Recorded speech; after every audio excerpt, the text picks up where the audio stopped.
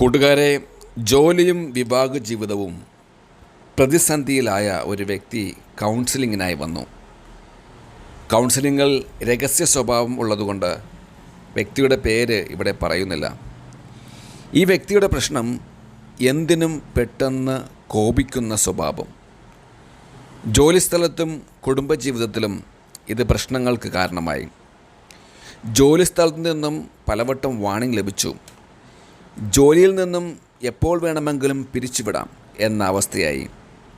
കുടുംബത്തിലും കാര്യങ്ങൾ മോശമായ അവസ്ഥയിലേക്ക് നീങ്ങുന്നു. ഇദ്ദേഹത്തിനറിയാം ഇത് തൻ്റെ ഒരു പ്രധാന പ്രശ്നമാണെന്ന്. പക്ഷേ ആരെങ്കിലും ഇതിനെക്കുറിച്ച് ഇദ്ദേഹത്തെ ഓർമ്മിപ്പിച്ചാൽ അതിനും പെട്ടെന്ന് ദേഷ്യത്തോടെ പെരുമാറും. ഇദ്ദേഹം തൻ്റെ മോശമായ കോപത്തിന് പറയുന്ന ന്യായം, എല്ലാവരും എന്നെ ഭീഷണിപ്പെടുത്തുന്നു, അതുകൊണ്ട് എനിക്ക് എന്നെ തന്നെ മറ്റുള്ളവരിൽ നിന്നും പ്രതിരോധിക്കണം.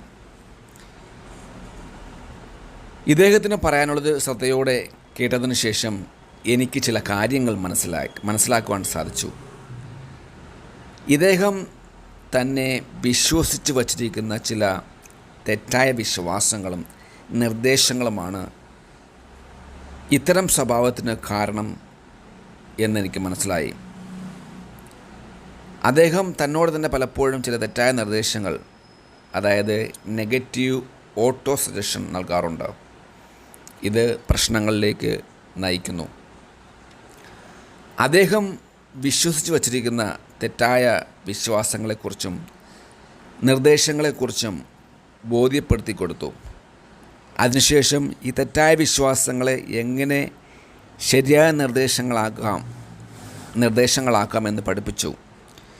ചില റിലാക്സേഷൻ ടെക്നിക്സുകൾ പറഞ്ഞുകൊടുത്ത് ചെയ്യിപ്പിച്ചു. അദ്ദേഹത്തിൻ്റെ മനസ്സും ശരീരവും ശാന്തമായതിനു ശേഷം ഞാൻ പറയുന്നത് ആവർത്തിച്ച് പറയുവാൻ നിർദ്ദേശിച്ചു. അദ്ദേഹം ശാന്തമായി പറയുവാൻ തുടങ്ങി.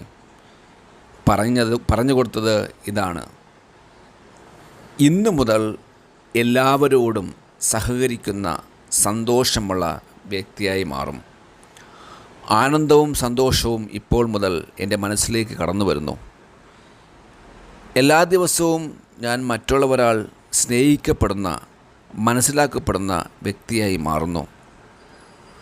എൻ്റെ ചുറ്റുമുള്ളവർക്ക് ഞാൻ സന്തോഷമുള്ളവനും നന്മയുള്ളവനുമായിരിക്കും. സന്തോഷവും ആനന്ദവുമുള്ള ഒരവസ്ഥ ഇതിലേക്ക് കടന്നു വരുന്നു. ഞാൻ നന്ദിയുള്ളവനാണ്. ഇത് അദ്ദേഹത്തെ 3 പ്രാവശ്യം ആവർത്തിച്ച് പറയിപ്പിച്ചു. ഇതുകൂടാതെ വീട്ടിൽ പോയിട്ട് എല്ലാ ദിവസവും രാവിലെയും ഉച്ചയ്ക്കും രാത്രിയും ഉറങ്ങുന്നതിന് തൊട്ട് മുമ്പും ഇത് ആവർത്തിക്കുവാൻ നിർദ്ദേശിച്ചു. എന്തിനാണ് ഇങ്ങനെ ചെയ്യാൻ പറഞ്ഞത്? അതായത് ബോധമനസ്സിലൂടെ ഉപബോധ മനസ്സിലെത്തിയ തെറ്റായ വിശ്വാസങ്ങളെയും നിർദ്ദേശങ്ങളെയും ശരിയായ വിശ്വാസങ്ങളും നിർദ്ദേശങ്ങളും വഴി വിപരീത അവസ്ഥയിലേക്ക് മാറ്റി പുതിയ നിർദ്ദേശങ്ങളെ ബോധമനസ്സിലൂടെ ഉപബോധ മനസ്സ് സ്വീകരിച്ച് ഇദ്ദേഹത്തിൻ്റെ സ്വഭാവത്തിൽ മാറ്റം വരുത്തുവാനാണ്.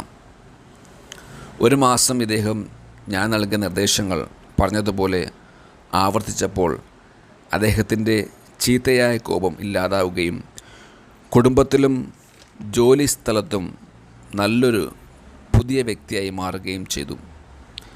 മനസ്സിലുണ്ടാകുന്ന കേടുപാടുകളെ മനസ്സ് തന്നെ സുഖപ്പെടുത്തുന്നു.